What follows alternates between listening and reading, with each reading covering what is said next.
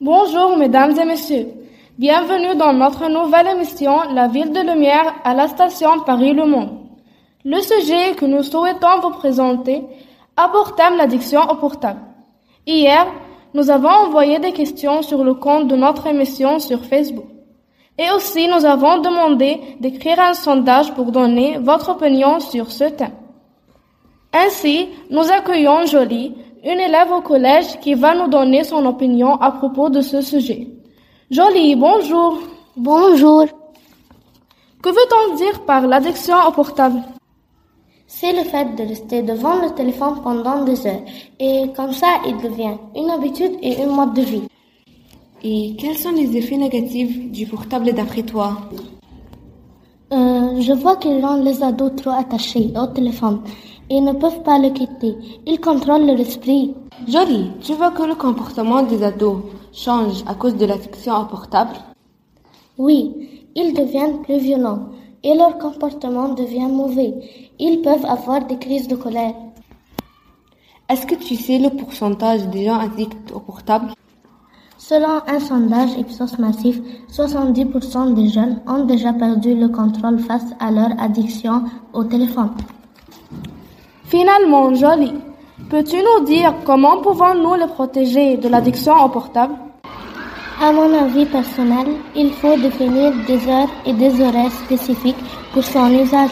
Par exemple, l'utiliser pendant le week-end de semaine. Voici, nous accueillons les amis de Jolie en classe, Aya, Rahma et Farida, pour nous donner leur opinion sur ce sujet. Bonjour Aya. Bonjour. Pour moi, je pense que la dépendance technologique est le résultat, ou on peut dire la conséquence de plusieurs fautes faites par la société, comme faciliter la vie en utilisant la technologie, ce qui a causé la volonté du plupart des jeunes d'avoir plusieurs appareils. Rahma, qu'est-ce que tu penses? Mais Aya, tu ne vois que les points négatifs. Le téléphone portable fait partie de l'ère de la technologie où on vit récemment. Il nous offre beaucoup d'avantages. C'est un moyen qui sert à faire le lien entre les parents et les enfants lorsque les parents sont absents. Il s'agit ici de parer toute éventualité ou urgence. De nombreux portables sont équipés du système GPS, ce qui permet aux parents de savoir où se trouve l'enfant. En plus, les parents pourront effectuer des recherches facilement. Il leur permet d'apprendre à faire des recherches grâce aux sites éducatifs et télécharger des jeux éducatifs et s'informer sans difficulté. Farida, quel est ton avis? Bien Rahma, je pense que ton opinion est totalement fausse, car le portable présente plusieurs inconvénients. Premièrement, si vous vous souvenez du temps où les téléphones n'étaient pas encore scotchés à nos mains, cette époque peut nous sembler surréaliste. Mais le confort de ces petits appareils nous est devenu indispensable. En effet, le fait de passer des heures chaque jour rivés sur un petit écran, les doigts collés au clavier, peut nuire à notre santé. En plus, rester longtemps devant le téléphone cause des troubles visuels et nous met en risque de prendre du poids et être obèse, ce qui peut mener au diabète. Est-ce que vous pouvez imaginer qu'il y a presque 700 millions de personnes qui utilisent le téléphone portable? Même la technologie qu'on a utilisée au début pour nous aider dans notre éducation est maintenant devenue une distraction qui nous empêche d'étudier.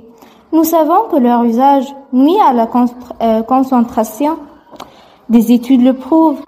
Selon une étude sur l'éducation de l'UNESCO, un enfant dérangé par un message reçu sur son smartphone aura besoin de 20 minutes pour se concentrer à nouveau sur ce qu'il était en train de faire. D'autres études faites dans des pays ayant banni les portables, des écoles ou limité leur usage comme la Malaisie, le Singapour, la France et certaines régions d'Espagne, ont remarqué que les élèves ont eu de bons résultats scolaires. Et si on parlait des pourcentages, je peux vous dire que les jeunes âgés entre 15 et 25 ans déclarent avoir une relation nocive avec leur téléphone portable. 38% d'eux se déclarent addicts et 34% décrivent leur relation comme négative, soit un total de 72% d'avis critiques. le pourcentage des femmes addictes est plus grand que celui des hommes. Parmi les sondés qui se déclarent addicts, 43% sont des femmes, contre 29% d'hommes. Près d'un tiers des jeunes, 31%, savent que les écrans affectent leur sommeil. Et pour 17% des sondés, le téléphone a causé une difficulté d'interaction sociale. Pourtant, que plus d'un jeune sur deux, 51%, déclarent que le principal atout de leur téléphone portable est de créer ou d'entretenir le lien social. Et toutes ces informations sont d'après le site ramseysanté.com. Et pour éviter ces dangers, je peux vous suggérer quelques conseils. Premièrement, éloignez l'appareil le plus possible de l'oreille, évitez le port des lunettes en métal lors d'un appel, résistez au désir de téléphoner dans les lieux clos et souterrains comme les métros, les gares et les aéroports. Les enfants pourront communiquer facilement avec leurs amis par WhatsApp ou par Messenger sur les réseaux sociaux. De nos jours, chaque école utilise une application où les élèves peuvent recevoir des fichiers et parfois prennent des cours en ligne. Il y a beaucoup d'avantages à ce que les enfants emportent leur téléphone portable.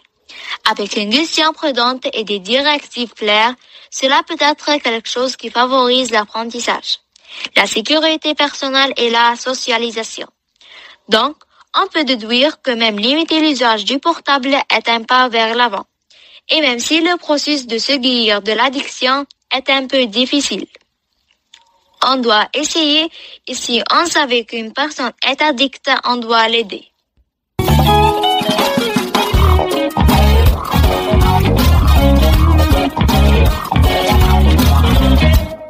Voici, nous accueillons Madame Liliane, une enseignante de français dans une école, pour répondre à quelques questions. Bonjour Madame, quelles sont les causes de l'addiction au portable?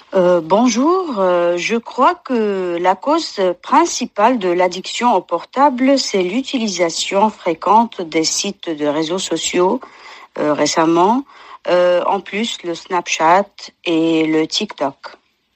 Est-ce que l'addiction au portable affecte la santé humaine? Oui, bien sûr, elle affecte les yeux, cause du mal à la colonne vertébrale. De même, elle provoque la dépression, la solitude, mène à l'insomnie et l'incapacité à dormir. Combien d'heures par jour doit-on utiliser le téléphone portable? Bon, on peut l'utiliser 2 ou 3 heures maximum par jour pour ne pas être addict. Comment se débarrasser de l'addiction au téléphone portable? On peut par exemple supprimer les applications sur lesquelles on passe beaucoup de temps. On peut aussi modifier les paramètres pour éliminer les notifications et les vibrations qui causent l'utilisation de téléphone sans pause, et on peut garder le téléphone loin de nous. Quels conseils pouvez-vous donner aux addicts au portable?